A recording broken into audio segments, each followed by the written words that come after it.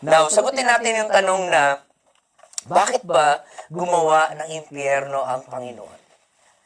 Di ba Diyos siya ng pag-ibig?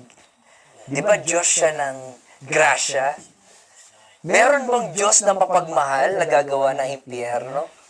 Basahin natin ang sabi ng Bible, bakit gumawa si Lord ng impyerno.